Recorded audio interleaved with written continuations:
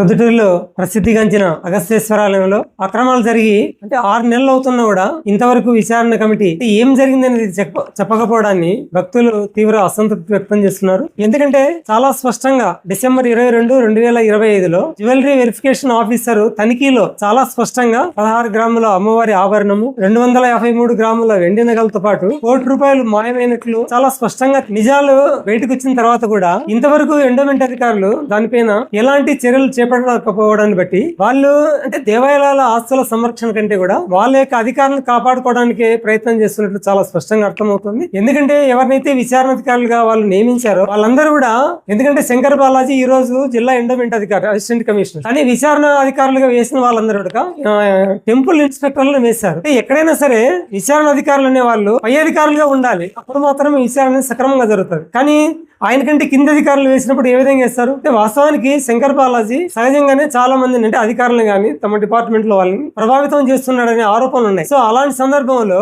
అతని కంటే ఉన్నతాధికారులు అంటే డిప్యూటీ కమిషనర్ గాని లేదంటే రీజనల్ జాయింట్ కమిషనర్ లాంటి స్థాయి అధికారులు వేసి విచారణ జరిపి ఉండాల్సింది. కానీ ఇంతవరకు అది చేయలేదు. కొన్ని వచ్చిన వాళ్ళని కూడా సక్రమంగా చేశారంటే వాళ్ళు అది కూడా చేయలేదు. వచ్చినారు, ఒక రోజు ఏమో 3 వచ్చినారు, ఒకసారి ఏమో ఈవో, తర్వాత అక్కడ ఉన్న గుమస్తా అందుబాటులో లేరన్నారు. తర్వాత వాళ్ళు ఏమన్నారు, ఏప్రిల్ 30 నాటికి విచారణ పూర్తి చేస్తామన్నారు. దాదాపుగా ఈ రోజు జూన్ 30 వస్తుంది, ఇంతవరకు ఏమి లేదు. రికార్డులు తీసుకెళ్లారు, విచారణ దాదాపు 80% పూర్తయింది అన్నారు. కానీ ఏమైంది అసలు విచారణ అంటే? ఎందుకంటే రేపు రాబోయే రోజుల్లో దేవాలయాలకు ఎవరైనా భక్తులు కానుకలు సమర్పించాలన్నట్లయితే ఏ విధంగా మీరు విశ్వాసం కల్పిస్తారు? అంటే మనం వేసిన కానుకలకు రక్షణ లేదనే భావన ఎప్పుడైతే వాళ్ళలో నిర్మాణం అవుతుందో అప్పుడు ఎందుకు వేస్తారు వాళ్ళు? అంటే ఈ రోజు ఎండోమెంట్ శాఖ అనేది ఆస్తుల సంరక్షణ లేదంటే భక్తులు సమర్పిస్తున్న కానుకలను సంరక్షించడానికి ఉన్నారా, లేకుంటే మీతో పాటు పనిచేస్తున్న అధికారులను కాపాడడానికి ఉన్నారా అనేది ఈరోజు స్పష్టం చేయాల్సిన అవసరం ఉన్నది. ఎందుకంటే భక్తుల మనోభావాలను దెబ్బతీసే విధంగా ఇంత పక్కాగా అంటే ప్రత్యక్షంగా కనిపిస్తున్నప్పుడు కూడా అక్రమాలు జరిగాయని చాలా స్పష్టంగా ఆధారాలు ఉన్నప్పుడు కూడా మీరు ఇంతవరకు వాళ్ళపైన ఎటువంటి చర్యలు తీసుకోలేదంటే ఇది స్పష్టంగా అర్థమవుతుంది. కాబట్టి ఎండోమెంట్ శాఖలో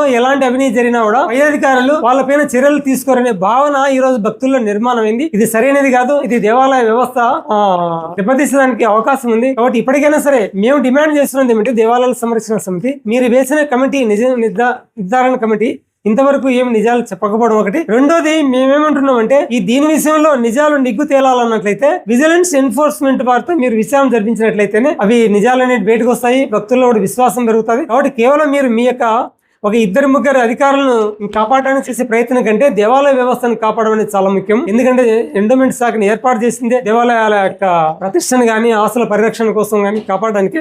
ఎందుకంటే ఈ మధ్యనే ఎండోమెంట్ మినిస్టర్ గారు కూడా చెప్పారు, సనాతన ధర్మాన్ని లేని దేవాలయాల పరిరక్షణ కోసం ఎండోమెంట్ శాఖ పనిచేస్తుందని. మరి ఎక్కడ పనిచేస్తుంది? ఇక్కడ ఇంత దారుణంగా ఇంత స్పష్టంగా అక్రమాలు జరిగినట్లు ఆరోపణలు ఆధారాలు ఉన్నప్పుడు కూడా మీరు ఏం చేయలేదంటే మీరు ఏ విధంగా సనాతన ధర్మాన్ని దేవాలయాలను కాపాడతారని ఇవాళ దేవాలయాల సంరక్షణ సమితి ఎండోమెంట్ శాఖను ప్రభుత్వాన్ని మనం ప్రశ్నిస్తున్నాము. కాబట్టి రాబోయే రోజుల్లో తప్పనిసరిగా మీరు ఈ దేవాలయ వ్యవస్థను కాపాడాలన్నట్లయితే శివాలయంలో ఏవైతే అక్రమాలు జరిగాయో వాటి పట్ల ఈ యొక్క ఏదైతే మీరు మీ యొక్క దేవాలయ శాఖ నుంచి కాకుండా బయట నుంచి విజిలెన్స్ ఎన్ఫోర్స్మెంట్ వాళ్ళతో విచారణ జరిపించినట్లయితే వాస్తవాలు బయటకు వస్తాయి. అప్పుడు మాత్రమే మీ యొక్క నిజాయితీని మీరు ప్రజలకు లేదా భక్తులకు తెలియజేయాలన్నట్టు తప్పనిసరిగా ఒక నిజాయితీ గల అధికారులతో ఉన్నతాధికారులతో విచారణ జరిపించి వీటన్నిటిని కూడా నిగ్గు తేల్చాలని దేవాలయ సంరక్షణ సమితి కోరుతుంది. దాదాపుగా శివాలయంలో 6 నెలలు అయింది ఇది జరిగే అవినీతి జరిగిన అన్ని సాక్ష్యాలు ఉన్నా గానీ సార్ చెప్పిన విధంగా ఎటువంటి చర్యలు తీసుకోలేదు. అదే విధంగా మేము శివాలయం ఎదురుగా ధర్నా కూడా చేశాం ఈ సమస్య మీద. ధర్నా చేసినా గానీ ఎటువంటి స్పందన లేదు. ఆయన దేవాదాయ మినిస్టర్ గారికి ఆనం నారాయణ రెడ్డి గారికి ఈ సమస్య పూర్తిగా చెప్పడం జరిగింది. అయినా గానీ ఎటువంటి చర్యలు లేదు. ఏప్రిల్ 30 తేదీకి కమిటీ నిజ నిర్ధారణ చేసి మీకు ఒక రిపోర్ట్ ఇస్తాము, భక్తులకు తెలియజేస్తాము పత్రికా వినవంగా అని చెప్పారు. కానీ అది జరగలేదు.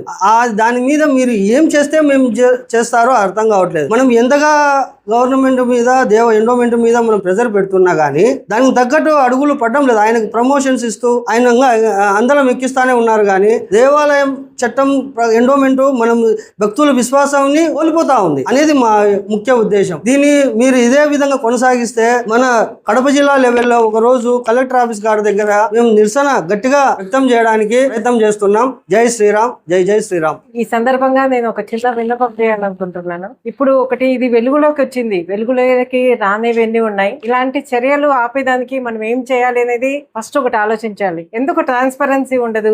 ఏ దేవాలయం కైనా కూడా ఎంత ఆస్తులు ఉన్నాయి అనేది అన్ని పబ్లిసిటీ చేయాలి. ప్లస్ ఆన్లైన్ ట్రాన్సాక్షన్స్ అనేది ఉండాలి అనేది ఈ సందర్భంగా అందరినీ నేను కోరుకుంటూ ఉన్నాను. ఎందుకంటే మనకి ఏం జరుగుతుందో ఏ దేవాలయంలో ఇంత 6 నెలల నుంచి పోరాటం ఒక దేవాలయం మీద చేస్తూ ఉంటే కూడా మనకు రిజల్ట్ రాకపోతే రేపు భవిష్యత్తులో జరిగినవి ఎన్నో వెలుగులోకి రానే దాని గురించి కూడా మనకందరికీ తెలియాలి. కాబట్టి ఈ ట్రాన్స్పరెన్సీ అనేది, అకౌంట్ ట్రాన్స్పరెన్సీ అనేది మనకు అందరికీ ఉండాలనేది ఈ సందర్భంగా అందరినీ కోరుకుంటూ ఉన్నాను. మీ వివాహాది శుభకార్యములకు, పుట్టిన రోజులకు, మీటింగులకు అత్యాధునిక సదుపాయాలతో ప్రొద్దుటూరు వాసవి సర్కిల్ వద్ద నుంచి అతి సమీపాన మీకు అందుబాటు ధరలలో happy banquet AC function hall మీకు స్వాగతం పలుకుతుంది.